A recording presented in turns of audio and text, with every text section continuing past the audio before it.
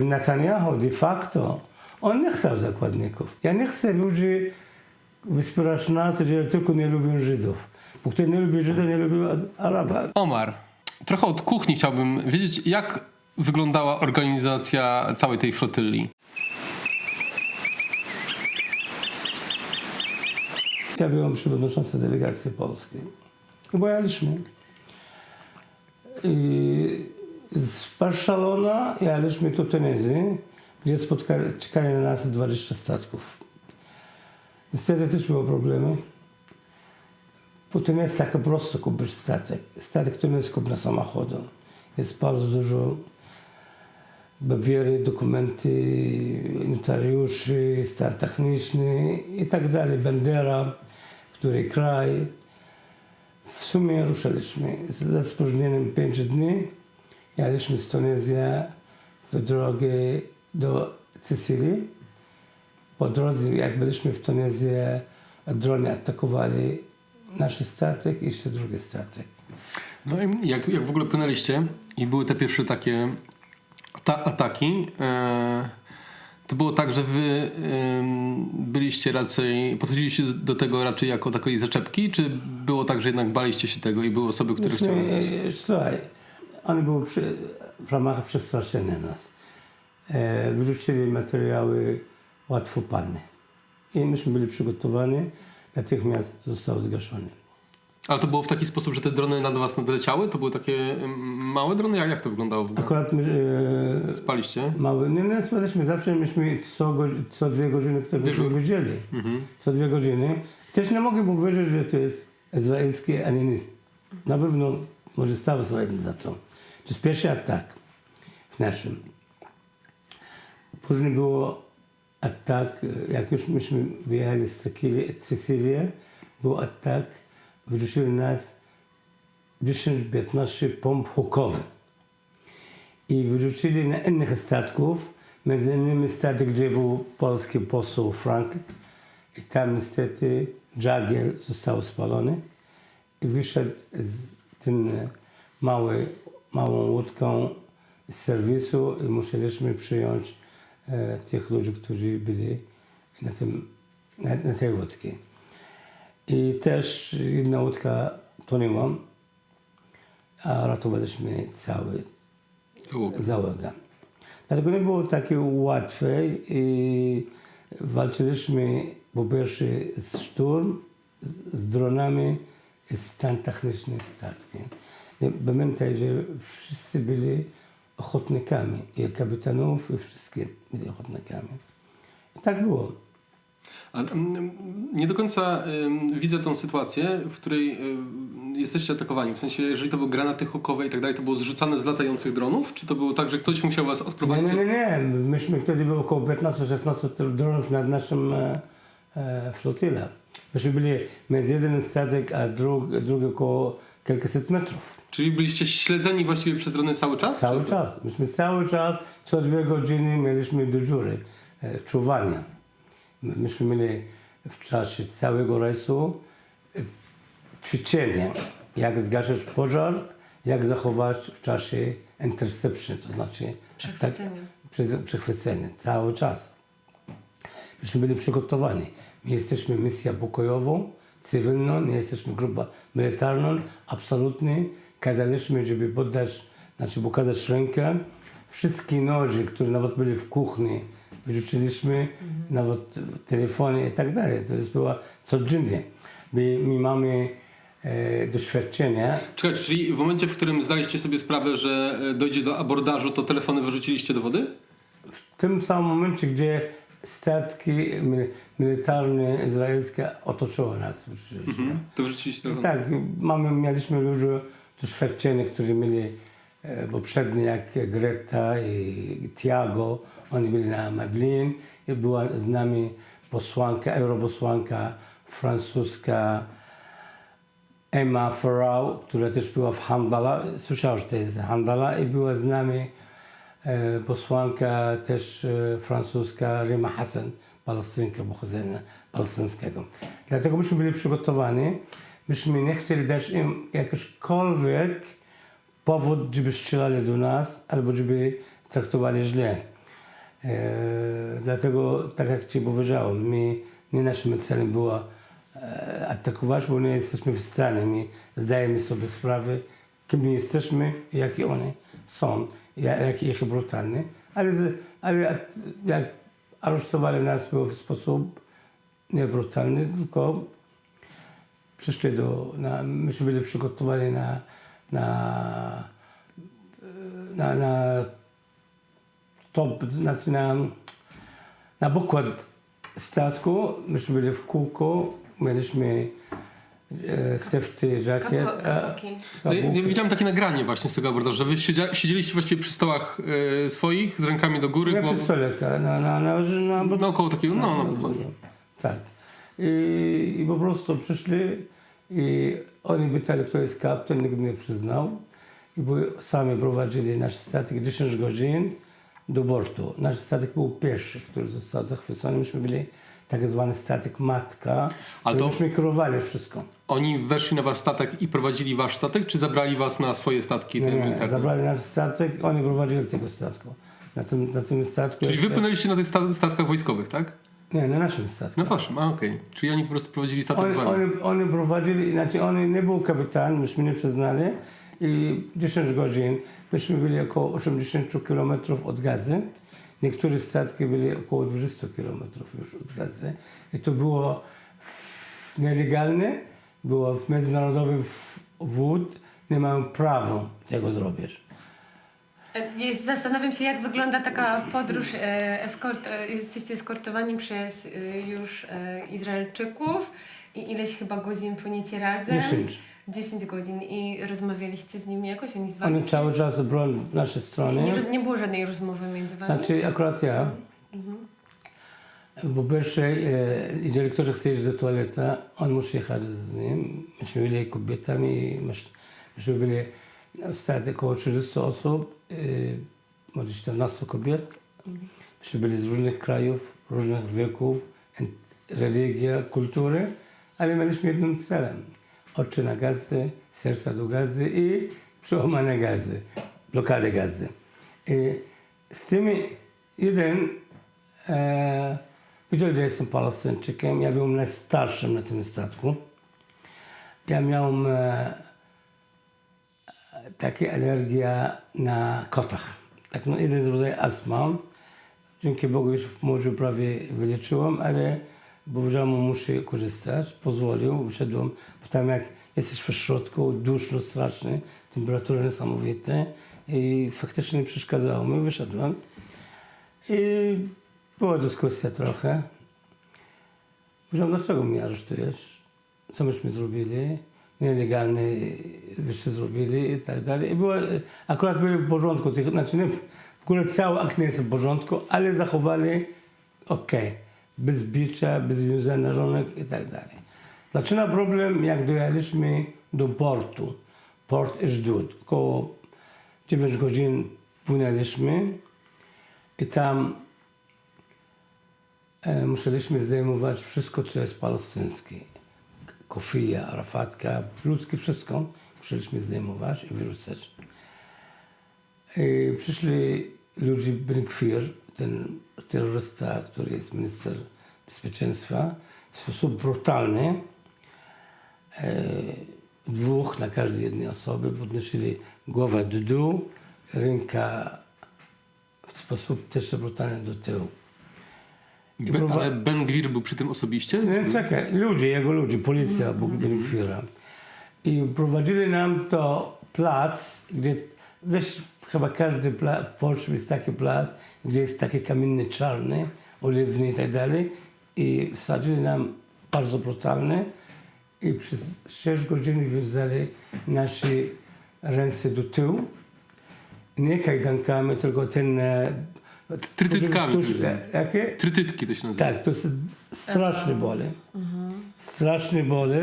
Jak facet jak ja, 100 kg brzuchem z tym, to było dla mnie ogromne. Była obok mnie tam niedaleko Grita, niedaleko tych żałaczki. I byliśmy około 470 osób. Całe, wszystkie statki. Przyszedł Ben Gvir w jakiś charakterystyczny sposób zaczyna mówić, że nas jesteście terrorystami i tak dalej, będzie wam w więzieniach latami. Myśmy nie pozwolili mu gadać. Free Palestine, wszyscy. Zaczęliśmy nam wtedy przeszkadzać, ja użyłem parę słów. Policja z tyłu słuchał, dał mi jeden mocny karabinę, ale nie pozwoliliśmy mu mówić ani słowa. Rozumiesz? Wtedy poszedł razem z policjantami, z psami, gdzie byli niektóre kobiety w celach, ale też kobiety nie przestraszyły, powiem ci szczerze. I po 6 godzinach na polu tam zabrali nam do środku, w porcie, gdzie było kilka stolików, kilka stanowisk. Pierwsze stanowisko, gdzie myśmy rozbierali, zabrali wszystko, bo szukali każdy punkt, dużo rzeczy wrzucili. Później zrobili nam różne zdjęcia. Oczywiście nagie wszystko. Tu nie robili zdjęcia, jak byliśmy nagie, tylko w sposób niehumanitarny, dehumanizacja, nie wiem jak po polsku mówisz, chcą nas obokozić, rozumiesz mnie? Później zrobili mi zdjęcia jak w więzieniach amerykańskich i mieliśmy 3 opcje. Pierwsza opcja, powiedziesz i zgadzasz się, że ty przyjechałeś w sposób nielegalny, wtedy deportacja od razu. Drugi, bo prosisz o deportację, trzeci do sądu. Myśmy wszyscy trzecia opcja, to znaczy nikt nie podpisał. Czekali na nas adwokatki. Myśmy mieli, jest taki w Haifa, jest biuro, kancelaria adwokacka, nazywa się Sprawiedliwości, z Palestyńczykami, którzy mają izraelskie obywatelstwo, którzy tam mieszkają. Oni czekali na nas, myśmy mieli ich nazwiska, mieliśmy napisane na rękach ich numery telefonów, ale oni czekali. I było pierwsze przesłuchanie, mówiliśmy co to jest.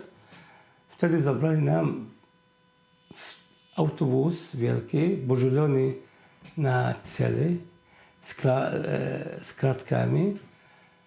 Bardzo zimny, światło, 16 sadzili do jednej, 16 osób do jednej celi. I prawie 6 godzin czekaliśmy w tym. Ale w autobusie? W środku? To nie jest autobus tylko podzielony i zamknięty, nie ma okna, ta jedna cel nie widzi, druga cel, wszędzie policja z tymi karabinami i oni używali dużo brzydkich słów, przyzywali i tak dalej. I jechaliśmy kilka godzin do najgorszego więzienia Ketsud w południowej Saharze, Naqab. I tam też wzięli od nas wszystkiego, dali nam tylko dres taki i klapka. I podzielili nas do cel. Tam w celu było łóżka z metalu, takie żelaza, dla 8 osób. Dali 14 i tam kilka osób musieli na ziemię, bez podłóżki.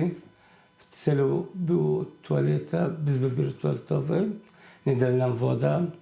Ja byłem od razu, myśmy podjęli strajk głodowy.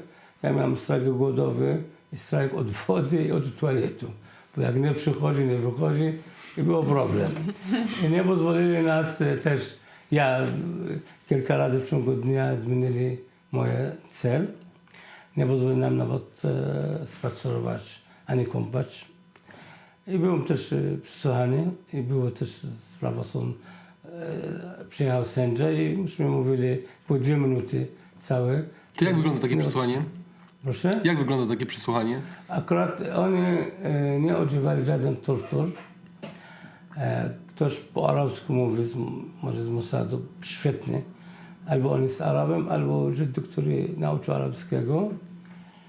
I chcieli wiedzieć, czy Hamas ma coś wspólnego z Flotilla, czy dało pieniędzy. I to jest bzdury.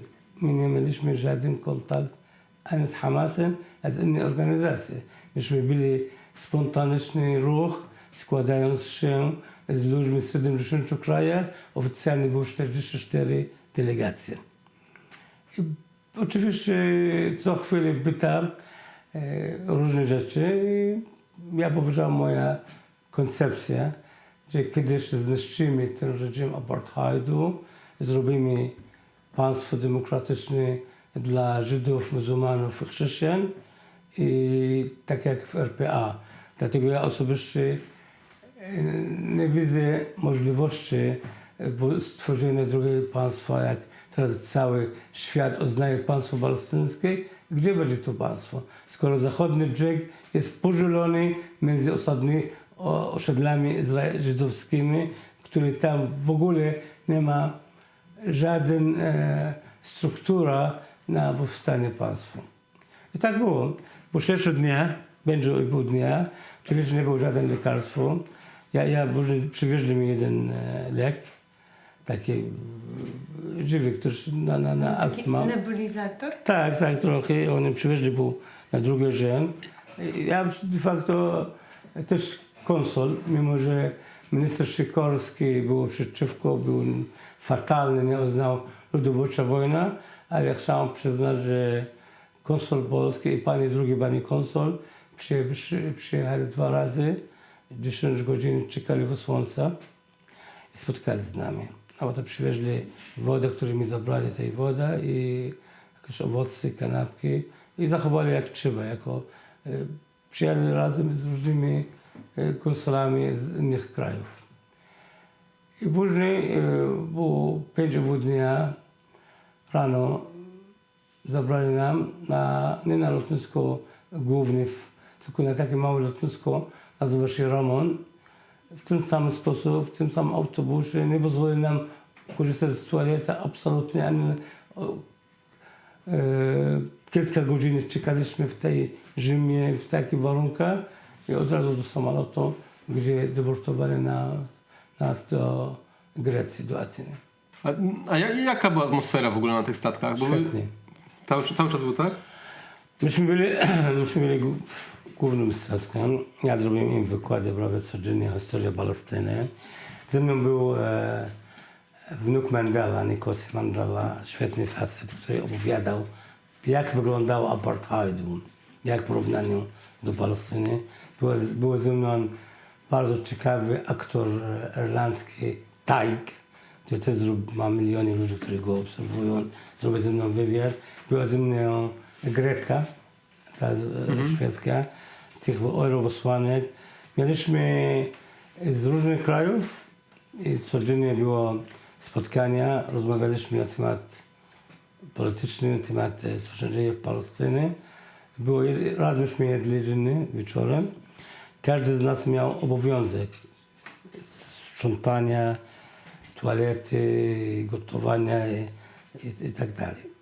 I czuwania. I o godzinie 10 było zgaszone wszystkie światło i czuwaliśmy po prostu. Tam mieliśmy też internet, Starlink przez Elon Muska. Przeważnie cały czas mieliśmy internet, bo my chcieliśmy, że byliśmy w kontakcie z mediami w naszych krajach i z różynami po prostu. Tam było bardzo, otworzyło się nowe przyjaźnie, nowe społeczeństwa. Tam było solidarność z Palestyną, nie tylko gadanie. Tam mogłoby się stać wszystko, może zginąć, może być aresztowany na kilka lat, szczególnie w moim przypadku, jak pochodzenia palestyńskiego i też od 50 lat prowadzi aktywności wizą. I dlatego teraz my nadal jesteśmy na grupach internetowych, Signal, WhatsApp. I wczoraj była manifestacja w Luksemburgu, bo my chcemy dalej działać. My chcemy faktycznie zniesienia blokady gazy, my chcemy pomagać w odbudowie gazy, my chcemy pomagać w zakończeniu okupacji, dlatego trzeba dalej bojkotować Izraela, trzeba dalej zabronić, żeby ona wróciła tak jak była dawno. Chcemy, żeby wszystkie zbrodniacze wojenne byli przed sądami. Dobra, to jak jest celem ostatecznym, rozumiem, dla was jest Państwo palestyńskie. państwo palestyńskie. Znaczy, dla mnie, mam inny może punkt widzenia, ale projekt sionistyczny, który powstał w 1948 roku, gdzie powstało państwo Izrael, polegał na czym? polegał na wysiedleniu Palestyńczyków i przywiezieniu Żydów z całego świata. Teraz jesteśmy 77 lat od tego czasu. Nakba tam było wtedy. Na przykład moja rodzina została wysiedlona do Syrii. I po 77 lat my jesteśmy 7 milionów Palestyńczyków i 7 milionów Żydów na terenie historycznej Palestyny, która tu jest tylko 27 tysięcy kilometrów kwadratowych, jak Małopolska.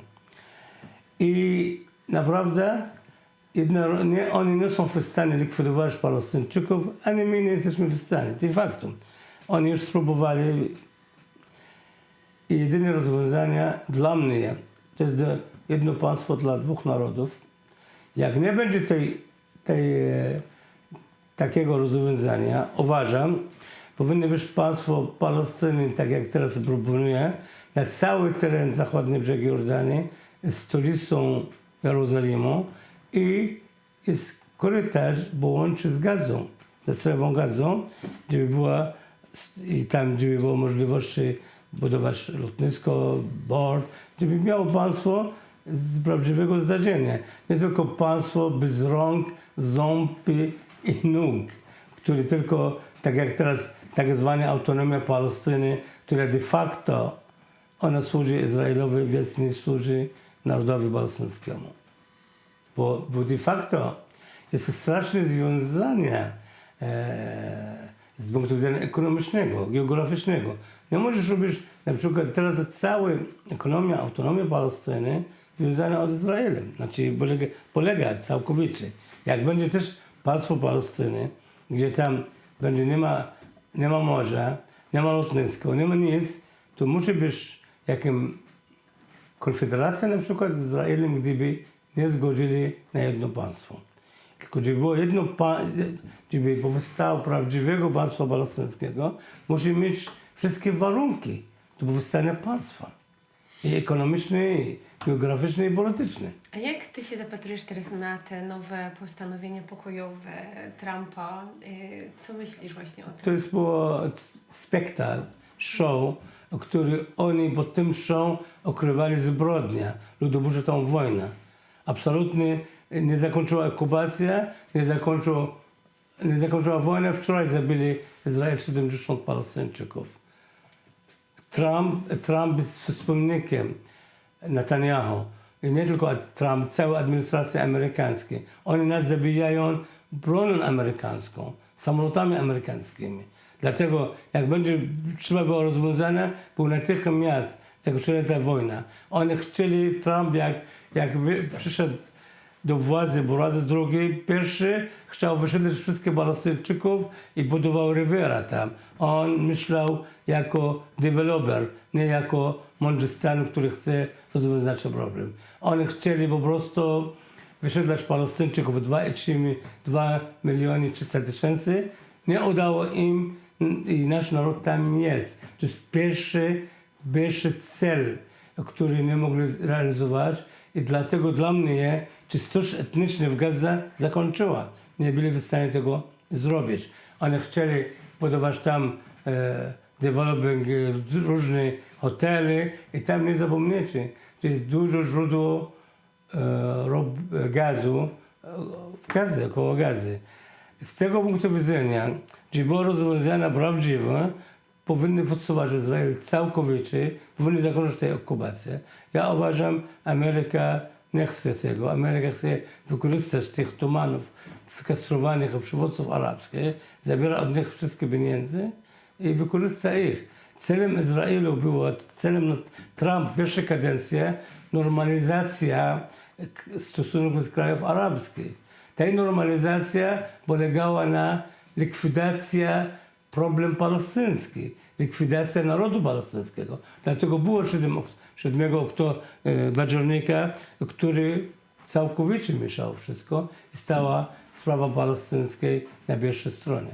A ty myślisz właśnie, bo wspomniałeś trochę o innych państwach arabskich Tak. I Trump spotkał się z przywódców państw I arabskich wiem, tak. i myślisz, że chodzi mu po prostu o to, żeby zebrać pieniądze od tych bogatych państw na... Przecież zabrał kilka trylionów dolarów. Przecież gdyby te państwa arabskie Oni faktycznie są naszymi braćmi, przecież nie byłoby ten cały zbrodniczy. Przecież Gaza to jest 365 km², 40 na 7. I Gaza ma bezpośrednie granice z Egiptem. Gdyby Egipt był krajem patriotycznym, faktycznie jak był Nasser, nie byłoby możliwości, żeby Izrael atakował Gazę. Jak ty wyobrażasz sobie, jak ja byłem w areszcie egipskim, pytam tego generała, który ma tyle gwiazd. Ja pytam, jak się czuje pan generale, tyle pan ma gwiazd, nie może pan jedna butelka wody albo konserwa do Gazy przynieść. Nie wystarczy pan tego? No, to jest polityka wielka, od góry. Z tego punktu widzenia nasz problem teraz, że wszystkie te praw międzynarodowych, praw człowieka, bractwa, gdzie jesteśmy bratmi, jako muzułmanie, jak Arabowie, wszystko padło. Jesteśmy sami. A to też jest wykorzystywane dzisiaj przez może administrację izraelską, bo no, słyszy się takie opinie, że Palestyńczyków nawet Arabowie nie chcą, nie? Że to jest tak, że z wami są problemy i nawet was nie chcą w Egipcie, nigdzie was nie chcą, nie? Tak, bo problem w tym, że władze arabskie to są bajonki, to są marionetki w ręku Ameryki i Izrael. Kiedyś Golda Meir, która była premierem Izraela, która ona powiedziała, że jestem Palestynką, mam paszport Palestynki do 1948 roku. Ta co powiedziała? Powiedziała dwie sprawy. Że kiedyś starsi Palestyny umierają i młodych Palestyńczyków nie będą pamiętać i walczyć. Że to jest ziemia bez narodu, a my jesteśmy narod bez ziemi. A druga sprawa, co powiedziała, przyjdzie czas, gdzie będą nasze dzieci rządzą tych krajów sąsiednich. I Ben-Gurion, co powiedział Ben-Gurion? Ben-Gurion powiedział, żeby Izrael była bezpieczna, nie musimy mieć broń jądrowy, nuklearny, mimo że teraz mają. Trzeba po prostu zrobić wszędzie wojny w tych krajach, burzyć w tych krajach, rozwalić tych armii. No, im udało się. Udało rozwalić armię w Iraku, w Libii, w Syrii. I to jest nasz dramat. Jesteśmy bardzo głęboko w kryzysie cały świat arabski. Mimo wszystko ja wierzę, że kiedyś te narody powstają te narody. Bo ludzie są z nami. Ja widzę, jak idziemy do tych krajów, Tunezja, cała Tunezja poszła nas przywitać i pożegnać. Nawet naród egipski. Egipt jest ponad 110 milionów, armia egipska 1 milion. Oni kiedyś przyjdzie czas, będą czuć w imieniu czego oni są z Ameryką i Izraelem przeciwko braćmi. Dlatego to jest nasz dramat. Stąd teraz naszym sojusznikiem tej narody w Europie, w Ameryce, na całym świecie. Ja bardzo bym chciał, żeby sąsiad Palestyna był Kolumbia, czy RPA, czy Hiszpania. Nie Hiszpania, nie Egipt. Naprawdę bym bardzo chciał. Bo te kraje stoją z nami i jak pamiętajcie, kiedy skończyła wojna w Wietnamie albo został kiedy rozpadł reżim apartheidu w RPA, skąd był pierwszy ruch? Uniwersytecie w Kolumbii, w Stanach, ruchy studenckie na całym świecie. To samo teraz my mobilizujemy miliony ludzi na całym świecie. To są naszymi sojusznikami, to są dzięki nimi. My chcemy, jako naród pod okupacją, mamy prawo do ruchu oporu. Ruchu oporu zbrojnego albo ruchu oporu pokojowego. Przez to, co się dzieje teraz. Stąd niestety większość rządów arabskich nie reprezentują swoich narodów. One są niedemokratyczne, dyktatorskie. Przecież kto wybrał król Arabii Saudyjskiej?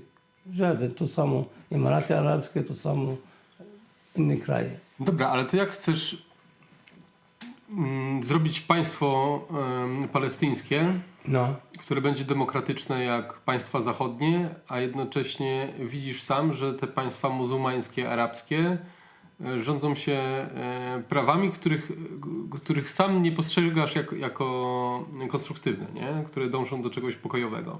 tam nie ma demokracji.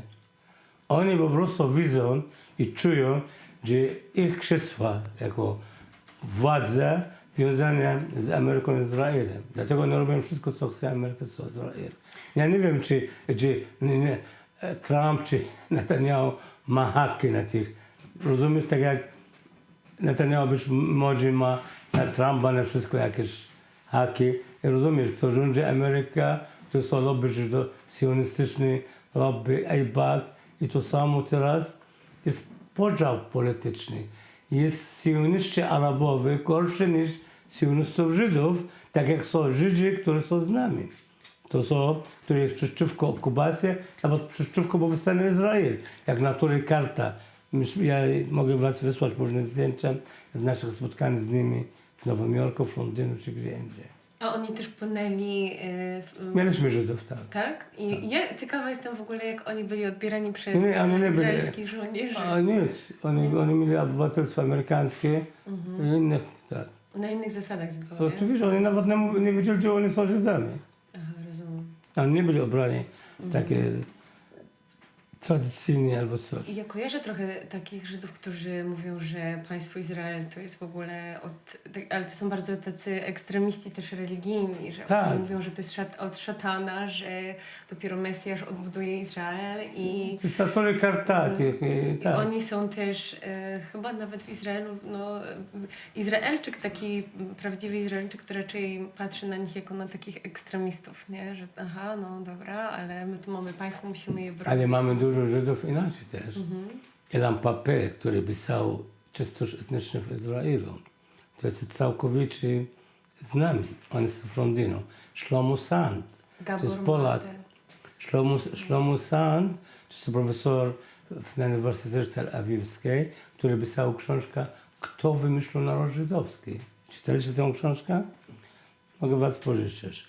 I to jest, on mówi, że naród żydowski, większość tych Żydów nie są Semitami. I to jest prawda. Oni przyjęli z Hazaru. My mamy naszych Żydów palestyńskich, którzy oni byli. Ale jeżeli teraz zobaczyć, od 1948 roku do tej pory, wszystkie prymerzy Izraela są albo przede wszystkim z Europy Wschodniej. Menachem Begin był z Polski. Netanyahu z Polski. Szymon Peres. Golda Meir z Ukrainy. I tak dalej. Teraz Beni Gvir to jest z Iraku. Smotrich z Ukrainy. Dlatego oni nie mają nic wspólnego z Ziemią. Stąd oni naprawdę zwyciężą, bo oni mają nowoczesny broń. Ale oni walczą bez przekonania. Jakbyśmy byli w więzieniu... No nie zgodzę się z tym, że oni walczą bez przekonania, bo oni mają przekonania religijne, które często są nawet mocniejsze niż jakiekolwiek inne. To są partie polityczne, ale ja mówię o żołnierzy, o tych ludzi. Aha. Żaden. Ja widzę, skoro jak szła ruch oporu w ciągu 2 lat, którzy nie mają ani samolotu, ani nic, nie mogli zakończyć z nimi. To są 7 000 żołnierzy zostały zabity, to jest oficjalne dane izraelskie. 25 000 rannych i psychicznie już są poza serwisem. Dlatego ja ich powiedziałem. Powiedziałem, że nie będziecie w stanie nas zabijać wszystkich, a nie wy. My będziemy was zabijać. Palestyna mieszka w nas i to może być idealne rozwiązanie. Ale to jest troszeczkę doktryna Izraela.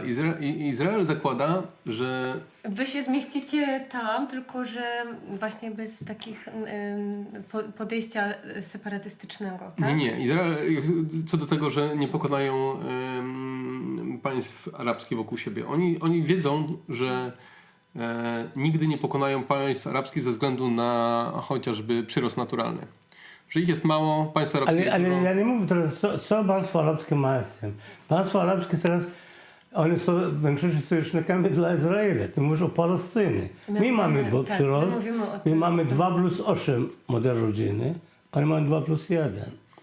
Tak, ale dlatego Izrael w założeniu twierdzi, że on musi każdą wojnę wygrać jeszcze zanim ona wybuchnie. Nie? I oni dlatego tak niby działają na takiej zasadzie. I ja już... Ale ruch oporu palestyński udowodnił, że można pokonać Izrael. Powiem ci jedno. Celem 7 października, nie tak jak ludzie mówią z festiwali cywilów, cel było dywizja, największa dywizja izraelska, która otoczyła Gaza i nękała ludziom przez 17 lat. W ciągu 2 godzin została rozbita. Zostało do niewoli prawie 300 żołnierzy i oficerowych i nawet cała jednostka generał został pojmany. I tu jest partyzanci, którzy mieli karabiny i mają prosto. Stąd ja ci mówię o kwestii przekonania. Ja to rozumiem, tylko jakby mówię o czymś innym, o tym jak działa państwo Izrael, nie? Że oni nie chcą dopuścić do wojny, bo wiedzą, że tak naprawdę oni nie mają jak jej technicznie prowadzić. Oni wojnę by przegrali. Nie mają głębi ani strategicznej. To jest malutkie państewsko, można je zbombardować i tak dalej. Dlatego oni cały czas jakby podgryzają po to, żeby w zalążku tłumić te takie nastroje. Sionizm miał cel na drzwiach Knesetu jest napisane granica państwa Izrael od Eufratu do Nilu. Rozumiesz? Ono chcą robić Wielki Izrael. Teraz oni wojskowi osiągnęli. Oni dużo teraz dali czas dla sił arabskich. Ale oni przegrali ogólnie. Przegrali całą ich retorykę, ich w Ameryce. Ameryka teraz, ponad 70% Amerykanów jest przeciwko Izraelowi. Młodzież amerykańska prawie w większości przeciwko Izraelowi. To samo w krajach arabskich, w krajach europejskich. Ty wiesz, że na przykład kilka nawet tych firm, które wspierają Izrael, bardzo dużo bankrutowało.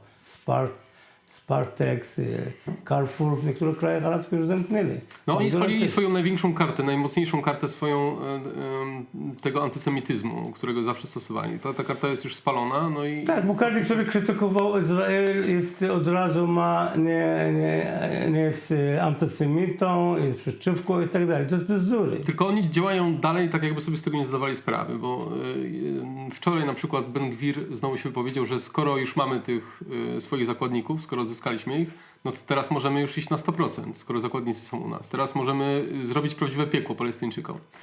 I to są wypowiedzi z wczoraj bodajże. Tak, on razem z Moriczem, on dużo gada. Ale Netanyahu de facto, on nie chciał zakładników. Bo gdyby on chciał zakładników, pamiętasz jak był w lutym czy w maju pierwsze porozumienie, zawieszenia broni. Wtedy Hamas oddała 20 chyba. Gdyby on ten zawieszenie broni, by dostał wszystkich zakładników. Dużo zakładnicy zostali zabici przez armię izraelską, bo oni bombardowały tunele, gdzie oni byli zatrzymani razem z partyzantami. No i ten ostrzał lotniczy tak samo tych uciekających festiwalu. Tak, z festiwalu. To właśnie ten festiwal, bo Izrael, jak mówiłem zawsze, używa takiej doktryny Hannibalu. On nie pozwala na pojmania Izraelczyka, czy półwojskowych, czy cywilnych w rękach wroga. Stąd oni strzelali obok. Oczywiście ja żałuję, że zostały zabite wtedy cywile, niepotrzebne, był wielki błąd, ale nie był celem Hamasu atakowanie festiwalu. Po prostu oni kiedy planowali to, tak jak mówi Hamas, nie było w ogóle w rachubie, że jest festiwal. Nawet te porwane kobiety i dzieci nie były celem Hamasu, tylko te kobiety i dzieci zostali porwane przez robotników palestyńskich, którzy pracowali na terenie Izraela. Pamiętaj, że nie ma rodziny palestyńskiej. Ale jak to wyglądało, że robotnicy palestyńscy porwali tych ludzi i razem z Hamasem wrócili na stronę Gazy? Oni wtedy była sobota. Oni przejeżdżają autobusami do Gazy, nie? Oni pracowali w tych obok Gazy, w tych osiedlach. Jak widzieli, że armia całkowicie jest rozbita w pierwszej godzinie i tam było, to oni widzieli tych kobiety i dzieci, nie tylko. Czyli takie pospolite ruszenie było trochę. Dokładnie, kradli nawet różne rzeczy. I wtedy Hamas jako rządząca Gazy musiała opiekować tych ludzi. Mi się I wydaje- stąd oni wpuszczyli pierwsze wszystkie kobiety, dzieci, No, które ale było potrzebne. jednak na filmach z tego festiwalu, bo są filmy dostępne. No tam są zamaskowani wojownicy w kominiarkach z karabinami i tak dalej, którzy na ten festiwal, na teren Ale tego byli, festiwalu. oczywiście byli. Znaczy ja tego potępiam, nie pobieram. Tylko Hamas mówi, że nie był celem festiwalu. Pamiętaj, że wszystkie Izraelczycy, oni mają bronię. Wszyscy, osadnicy, nieosadnicy i tak dalej. Oczywiście nie było potrzebne. Inaczej, osadnikom to chyba broń rozdawał nawet na polecenie Ben-Gvira, tak, No, rozdawał ale broń. zawsze oni mieli broń. Od małego dzieci oni chowają na nienawidzenie do Arabów, na używanie broni i tak dalej. Od początku. Dlatego ten 7 października i Hamas w ogóle jest wynikiem, nie powodem. Jest wynikiem okupacji. Bo gdyby nie była okupacja, nie byłoby Hamas. Hamas jest część z ruchu oporu palestyńskiego, część z narodu palestyńskiego. Niech tak teraz ludzie mnie krytykują, dlaczego tam mówisz, że to jest zbrodnicza organizacja. To jest jakie zbrodnicze? Jeżeli jesteś pod okupacją, masz prawo do oporu. Druga sprawa, gdyby Izrael faktycznie chciał pokój, w 1993 roku był układ Oslo, był podpisany. Mimo wszystko Arafat zgodził na stworzenie państwa palestyńskiego na terenie 7000 km². To jest 22% Palestyny, zachodni brzeg i strefa Gazy. Dlaczego Izrael nie chcieli? Kolejne rządy izraelskie przez 30 lat oni negocjowali, bo gdyby powstało państwo palestyńskie w 1998, nie było racji bitu Hamasu. Rozumiesz? Bo ludzie mają dość wojny i chcieli wracać do Palestyny, wróciło około 100 000 osób z wygnaniu, ale Izrael, szczególnie Netanyahu. Netanyahu pisał w książkach w 1996 roku, że on nie zgadza nigdy, żeby było państwo No tak, ale palestyńskie. to, bo tak, jak Itzhaka Rabina zabili Izraelczycy. Tak, prawda? i zabili też Arafata. To te rozmowy tam Turczyzna. się posypały, ale no to jednak było wyciągnięcie ręki ze strony Izraela, ale to jest tak, że to jest taka fala. Jak Izrael próbuje pokojowo rozmawiać, to wtedy to się rozpada, ponieważ odłam radykalny po stronie palestyńskiej zawsze ma większy wpływ na to, co się dzieje w Palestynie, niż ci, którzy chcieliby pokoju. I ja to tak widzę, że tam jak się radykalizuje pewna strona, dochodzi do konfliktu. W tym konfliktu mocno obrywa Palestyna, po czym tamci się zastanawiają, że może by jednak bardziej pokojowo podejść, ale wtedy nowy odłam rośnie, bardziej radykalny, który mówi, ale nie ma naszej zgody na takie rozmowy, albo wszystko, albo nic, i ten odłam radykalny znowu wchodzi z terroryzmem. Później, dlaczego tak mówię? No bo w 2000 roku już sam Arafat po raz drugi chciał, właśnie on nie chciał tak naprawdę, nie? Bo w 2000 roku mogło powstać państwo palestyńskie. Dlaczego nie powstało? No tam wtedy Arafat się nie zgodził. Nie, Izrael nie zgodziła. Co to znaczy układ Oslo? Ale nie mówię o Oslo. No Oslo w 1993 roku, Tak. z tym układzie miał w ciągu 5 lat powstać państwo palestyńskie. Tak, tam były punkty takie, które trzeba było Dokładnie. spełnić, no. I oni dali zachodni brzeg, podzielili na A, B, C, który żeby można kontrolować. Bo gdyby wtedy powstało państwo palestyńskie, bo co było 30 lat negocjacji, wyobraź sobie, 30 lat. Oni okupowali Palestynę w ciągu parę miesięcy i 30 lat, żeby stworzyć państwo palestyńskie. Bo gdyby otworzyli to państwo i powstało państwo palestyńskie, wtedy nie było absolutnie możliwości, żeby Hamas wygrał wybory. Przecież my w Polsce tutaj, jak idziemy do wyborów, czasem nie głosujemy za kogoś, tylko głosujemy przeciwko komuś. Stan, gdzie w ogóle nie było powstania państwa palestyńskie, jeszcze korupcja, gdzie ludzie wybrali Hamas. Hamas został wybrany w sposób demokratyczny, gdzie wygrał 74%. I Hamas w Gazie budował szpitale, budował szkoły, uczelnie, miał koncepcję, on była strona rządząca, i ludzie byli za Hamasem. Pamiętasz, w 1987 była wielka powstanie, antyfada. W 2000 roku też. To druga tak zwana. Antyfada, dlaczego? Bo wtedy przyszedł Sharon i cała armia wtargnęli do Masjid al-Aqsa. Masjid al-Aqsa to jest tak zwany drugi, bo Mekkie ważny. Ale to było po rokowaniach chyba, nie? Bo w 2000 roku. No. Było Takie, dlatego rokowania. No, dlatego gdyby oni, ale w tym czasie między 1993 roku a 2000 powiększyła bardzo dużo liczba osadników. Osiedle żydowskie. Powiększyła się opresja wobec Palestyńczyków. Tysiące ludzi do więzienia. Budowa mur apartheidu, który utrudnia życie Palestyńczyków. Strasznie. Nie wiem, czy wyście byli tam, czy nie byliście. Nie. Ja byłam. Widziałeś ten mur apartheidu, Tak.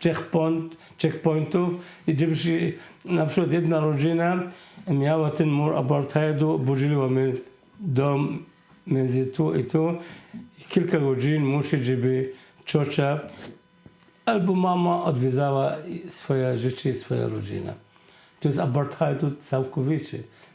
Tak jak powiedziałem, jak byłem na tym statku, w tej flotyla, był ze mną Mandela, Nikosy, wnuk Nelson Mandela. Cały czas myśmy rozmawiali. Opowiadał mi, jak wygląda apartheidu tam, jak u nas. I dużo jest podobieństwa. To jest ten sam system. Ja rozumiem, tylko chodzi mi o roztropność w działaniu. Bo to jest troszeczkę tak jak tworzenie takiego okna Overtona jak w każdej innej sytuacji. Na przykład w Polsce są zwolennicy legalnego posiadania broni. I są tacy, którzy mówią broń dla wszystkich albo nic. No i dostają nic. A są tacy, którzy mówią, zalegalizujmy broń sportową, zróbmy ułatwienia w dostępie do broni dla tych, tamtych i kolejnych ludzi i tak dalej. I po trochu tej broni jest, załóżmy, coraz więcej. I czy to było roztropne odrzucanie tej propozycji powstania państwa palestyńskiego? Bo jaki jest tego wynik? Wynik jest taki, jaki mamy dzisiaj, nie? Który kończy się masakrą.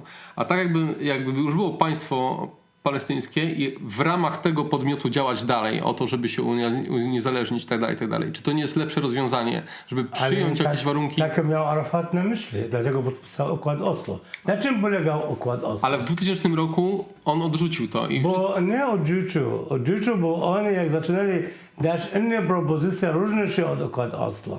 Nie może on zgodzić, żeby Jerozolima nie była stolicą państwa. Znaczy tam był podział też Jerozolimy, nie? Na wschód.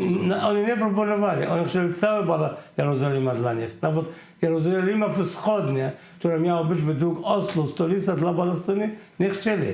Dlatego Arafat nie mógł. On sam powiedział. Nie mógł zgodzić. Oni po prostu przez 30 lat negocjowali, żeby zmieniać wszystko. Żeby powiększyć się liczba osiedli na zachodni brzeg, żeby powiększyć się opresję. I tak jest teraz. Teraz nie tylko był problem w Gazie, problem na zachodni brzeg. Bez przerwy Izrael atakuje obozy dla palestyńskie, bez przerwy osadnicy spalą oliwy, bez przerwy jest problem wszędzie. Tylko jak to zakończyć? No. Ja jeszcze tylko cały czas mi w głowie siedzi to, co mówiłeś o tym, że tak de facto 7 października to robotnicy palestyńscy porywali kobiety i dzieci i myślę sobie, że to dużo gorzej dla Palestyńczyków, o nich gorzej świadczy, że to cywile tak robili, a nie grupa, która uznawana jest za terrorystyczną. Za tą radykalną. Że to, jeżeli by to robili tylko Hamasowcy, to wtedy świat by myślał, no to jest radykalny, ekstremistyczny oddział i oni dokonują napaści na cywili. A tak naprawdę to palestyńscy cywile porywali kobiety i dzieci też. I to też świadczy o tym, bo też mówisz o tym, no zobaczcie, co robią teraz żydowscy osadnicy na zachodnim brzegu. No oni dokonują zbrodni, oni napadają na cywilów palestyńskich, niszczą oliwne gaje i zachowują się tak, że cały świat mówi, no to są zachowania terrorystyczne, a to są jakby mieszkańcy żydowscy, nie są Chyba mnie źle zrozumiałeś. część tych kobiet i dzieci, No rozumiem, tylko że też brali- czekaj, oni kiedy przyjechali tam, bo oni byli tam, prowadzili im, dlatego każda rodzina w Palestynie straciła albo dziecko, albo mąż, albo tak jak w ramach odwet. Ale wtedy Hamas orientowała, kontrolowała sprawę, odbierała tych i pierwsza wymiana, oni są oddali wszystkie dzieci, wszystkie kobiety. Pierwsze. Nie chcę obronić Hamas, nie chcę obronić porwanych cywilów, bo ja uważam to wielkie nieporozumienie i wielki był błąd.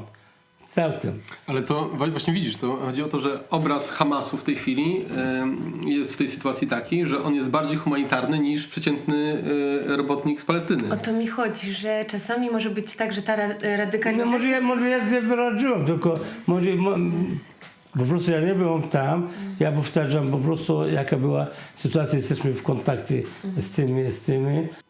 Tych ludzi, którzy mówią, że Hamas to jest organizacja terrorystyczna, mówili o Nelson Mandela, że jest terrorysta, mówili z Arafata. Nie, to... Mówili o Golani, ten Golani, prezydent Syrii, teraz Ahmad al-Shara, nadal jest na lista terrorystyczny w Stanach Zjednoczonych, a mimo wszystko pojechał do ONZ, spotykał z prezydentem Francji, idzie po świat, jest prezydentem.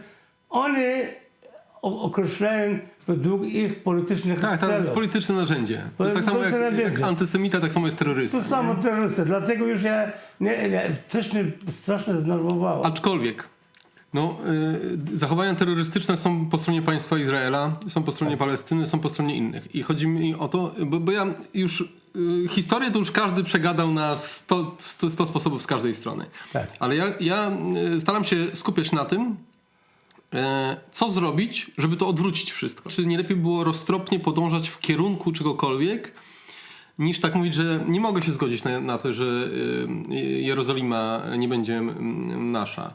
I w związku z tym następuje ta cała kawalkada tych nieszczęść i tysiące ludzi giną i tak dalej, i tak dalej, i dalej. Zamiast tymi małymi krokami dążyć do czegoś lepszego, nie? Bo... Nie da się w sprawie Jerozolimy małymi krokami. Ale właśnie o to chodzi. Nie ma małymi krokami w sprawie Jerozolimy. Jest okupacja, musi okupacja zakończyć. Bo powstanie państwo palestyńskie musi powstać całkowicie. Musi. Nie tak... Zgadzamy się do tego, że musi. No. Tylko teraz, jak to zrobić? Jak to zrobić? Prosto. Tak jak ci powiedziałem, jeżeli nie będzie jedno państwo dla dwóch narodów, niech Izrael wycofuje całego brzegu Jordanii, całe Gaza, będzie korytarz między Gaza i zachodni brzeg i powstanie państwo palestyńskie. Ja rozumiem, tylko do tego trzeba przekonać stronę Izraela, żeby się to nie skończyło kolejną masakrą, nie? To jeżeli ona 149 teraz krajów na świecie uznaje państwo palestyńskie, to znaczy Izrael powstał na skutek ONZ, nie? Kiedy była tej rezolucja. Dlaczego Stany Zjednoczone i tej wielkie siły nie zmuszają Izraela do realizacji? Jeżeli zależy im na pokój naprawdę, jeżeli zależy im, żeby powstało państwo palestyńskie. Czyli tak naprawdę liczysz na to, że Stany Zjednoczone się odwrócą od Izraela, że staną się autonomią amerykańską w końcu i będą działać autonomicznie, niezależnie od tego, co chce Izrael, przestaną ich finansować i po prostu Izrael nie będzie miał wyjścia, jak właściwie się poddać jako państwo. Izrael nie może wytrzymać jeden dzień bez Ameryki. No ale właśnie o to mi chodzi. I wtedy znika państwo Izrael.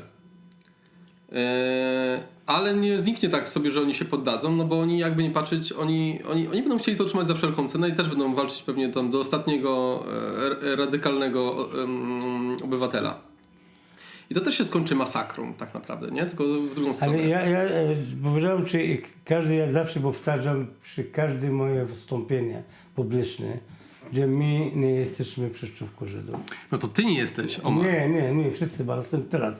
Z punktu widzenia praktycznego, z punktu widzenia równowagi sił i z punktu widzenia naszej siły, my jesteśmy przeciwko okupacją, przeciwko sionizmowi. Chcemy, żeby zakończyć tę okupację. Myśmy mieli taki okres, bo układ Oslo w 1993 roku był jakiś układ, byli ludzie spokojni, ludzie odwiedzali, myśmy mogliśmy jechać do Jerozolimy. Ty wiesz o tym teraz mieszkając zachodni brzeg nie może odwiedzać Jerozolimy. Nie może, nawet ludzie, którzy są w Jerozolimie, jeżeli mają niższy niż chyba 65 lat, nie mogą modlić Masjid al-Aqsa. Rozumiesz mnie? Dlatego ludzie mają dosyć wojny. Dosyć. Ja jestem, mimo że nie jest zakończona wojna w Gazie, ale jestem za tej zawieszenie broni, bo ludzie mają dosyć. Mają prawo oddychać.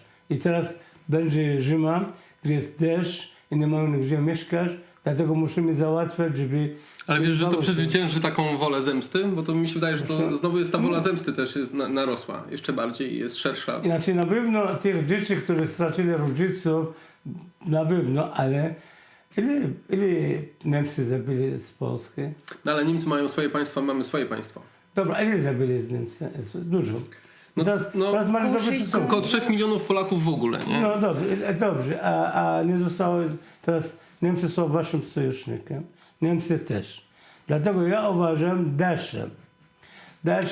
Ale tak mówię, no, różnica jest poważna taka, że Niemcy zawinęli się w ramach swojego państwa i Polacy się zawinęli w ramach swojego Tak. państwa. I myśmy sobie niezależnie funkcjonowali i dekady uczyliśmy się tego, że okej, dobra, będziemy żyć. Co więcej, Niemcy przyjęli na siebie winę, jakby nie patrzeć.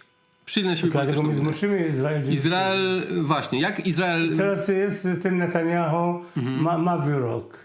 On będzie aresztowany, gdyby był do jakiegokolwiek kraju. Dlatego oni chcą wybierać Izraela i wybierać Netanyahu.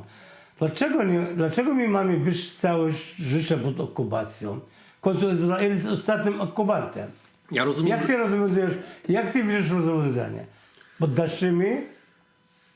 Bożymi kategoriami? Mi się wydaje, że znaczy jak ja widzę przyszłość, dopuszczam taką możliwość, że Izrael przestanie istnieć w najbliższych dziesięcioleciach z tego tytułu, że Ameryka będzie w odwrocie i pod zarządem chińskim tak naprawdę. Chiny będą zarządzać tym terenem i albo oni uznają system dwupaństwowy też, bo Chiny będą graczem z boku, nie będzie im zależeć ani na tym, żeby była Palestyna, ani na tym, żeby był Izrael, będzie im zależeć na tym, żeby był spokój. I będzie im zależało na tym, żeby objawili się światu jako nowy gwarant bezpieczeństwa. I oni uznają jakby swoje zasady, aczkolwiek to już nie będzie takie proizraelskie, jak to teraz jest w przykładzie Ameryki. I wtedy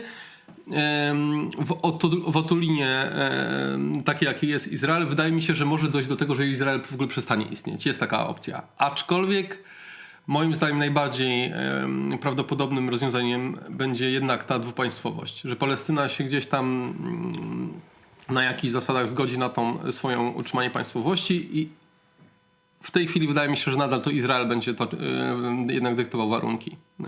Przynajmniej w najbliższych 5-10 latach. Niestety. Chciałbym powiedzieć jedno. Arabowie nie są antysemitami. Dziś w naszych krajach, czy w Syrii, czy w Iraku, czy w Tunezji, nawet jak było przed islamem, oni żyli razem z nami. Z tego punktu widzenia ja uważam, że te narody mogą żyć obok siebie i razem, bo moja mama też powiedziała mi, jak byli te palestyńscy Żydzi. Przecież myśmy byli... Tylko, że ty jesteś bardzo pokojowo nastawiony. Wiesz, jakby byli sami tacy Palestyńczycy jak ty, to ja w to wierzę. Ale to tak samo jakby 50% w Izraelu ludzi stanowiła większość, ta pokojowa, to tak samo by było dużo prościej. Oni zabili mojego tata, jak miał 11 lat. Ja jestem za ruchu oporu, ale ja jestem realistą. My jesteśmy teraz 7 milionów na terenie Palestyny historycznej. My musimy mieć naszą tożsamość. Musimy mieć nasze państwo. Nie jesteśmy w stanie de facto likwidować wszystkich Żydów, tak jak oni nie są w stanie likwidować wszystkich Palestyńczyków. Dlatego porozumienie między tymi narodami... Tylko, że są ludzie i tu, którzy mówią, warto próbować. Ale większość ludzi nie chcą. Większość ludzi mają już dość krwi, nawet z obu stron. Ty widzisz, jakie manifestacje w Izraelu wychodzą? Ja absolutnie nie, tak jak ty myślisz, że chcesz tylko bez żaden taki idealny rozwiązanie. Nie, ja znam problemy. Z doświadczenia ci mówię. Ja byłem w Gazie 3 razy, nie raz. Widziałem. Ale dobra, i doświadczenie ci podpowiada, że Izrael się zgodzi na to, żeby było państwo Znaczy nie, to na pewno nie. Izrael, Netanyahu, Smotrich i Ben-Gvir na pewno nie. My musimy zniszczyć... Ale to, co są się- tam ludzie, którzy się zgodzą na zrzeczenie się państwa? Tak, jest może 25% Izraelczyków zgodzi na razie.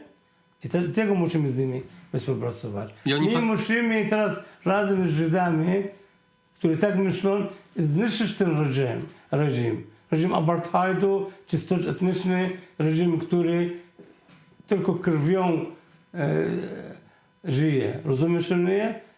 Ja uważam, że ten Ben-Gvir, czy Smotrich, czy Netanyahu nie będą cały czas, bo ludzie, też tam jest duży dramat dla samych mieszkańców Izraela, dla samych Żydów. Sionizm to jest dramat nie tylko dla nas, dla samych Żydów też. To jest kolonializm, który absolutnie musi zakończyć. Mi się wydaje, że taką twarzą tego, o czym mówisz, jest Diana Weiss. Ona buduje nielegalne osiedla na zachodnim brzegu i ona w tym roku była też nominowana do Pokojowej Nagrody Nobla. O dziwo.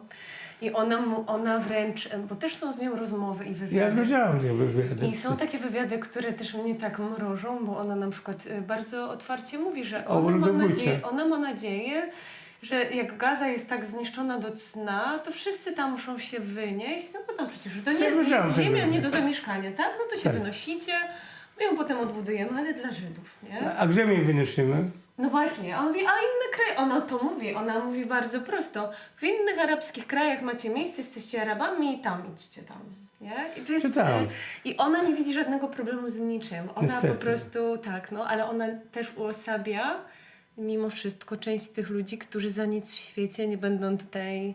Ale ci ludzie Pertraktować. mają dokładnie takich samych ludzi po drugiej stronie też, którzy też tam się pojawią. I mi się wydaje, że to jest tak, wygra ten, co się nie boi wojen, nie? Jak mówi słynna piosenka. To samo w Polsce. Przecież masz ludzi, którzy niesamowici są. Przeciwko migranci, przeciwko Żydom, przeciwko Arabom, przeciwko islamizacji i tak dalej. Są, którzy oni traktują takie sprawy jako paliwo do kampanii wyborczej i wygrają wybory. Rozumiemy się. Teraz, gdzie na przykład ja w ostatnim moim wywiadzie pytali mnie o tej sprawie antysemityzm, o Brauna, o Mencyna. Ja nie chcę ludzi wspierać nas, że tylko nie lubią Żydów. Bo kto nie lubi Żyda, nie lubi Araba. Dokładnie. Nie, ale Rozumiesz mnie? To jest... oni są antyizraelscy znacznie bardziej niż propalestyńscy, bo jak już będą mieć z Izraelem spokój, to oni bardzo śmiało się przerzucą na to, że to są muzułmanie, ich też nie chcemy. To jest troszkę, to jest taka tylko degradacja, trochę antypatii. Ja widziałem, jak oni idą na marsz przeciwko imigrantów, przeciwko islamizacji, a za chwilę jedzą kebaby. I to jest kebaby, które muzułmanie. I myśmy nauczyli was. No ale za kebabem nie idzie religia mimo wszystko, nie? Ale mimo wszystko, kto wymyślił kebab w Polsce? Kto Jest to zaczyna? pewna niespójność, panie Tak. Butkowski. Powinni pójść na pierogi ruskie, no nie? No, dlatego naprawdę tej skrajności muszę zakończyć. Okupację muszę zakończyć i będzie. Tak jak ci powiedziałem, jest teraz na terenie Palestyny historycznej, na terenie 27 tysięcy kilometrów kwadratowych, 14 milionów. I jeszcze macie pustynię, nie? Pustynie, które nie Pustynie były wygospodarowane. Tak, i tu można wygospodarować. Bo co znaczy idzie do kraju arabskich? To jest nie nasze kraje. Tak jak samo mówię, przyjdzie ktoś do ciebie do domu, wyrzuca ci, gdzie 2000 lat temu był... W Czechach też się dogadasz i jedź tam tak, jedziesz do Słowenii, żyć, czy do Czech. Słowiańskie kraje. Po prostu... No to są absurdy, no. Ja uważam, że musi być rozwiązanie i będzie. My nie przestajemy myśleć o Palestynie. Palestyna mieszka w nas. Jeżeli wy mieszkacie w swoich krajach, Palestyna mieszka w nas. My mamy dużo tutaj dzieci, które ich matki są Polki. Oni walczą o Palestynę. Oni czują to. Mamy dużo Polaków, Europejczyków, którzy naprawdę oddani sprawie palestyńskiej. Dopóki mamy tych ludzi, dopóki mamy ludzi tam w Palestynie, którzy chcą trochę oporu walczyć, to będzie Palestyna.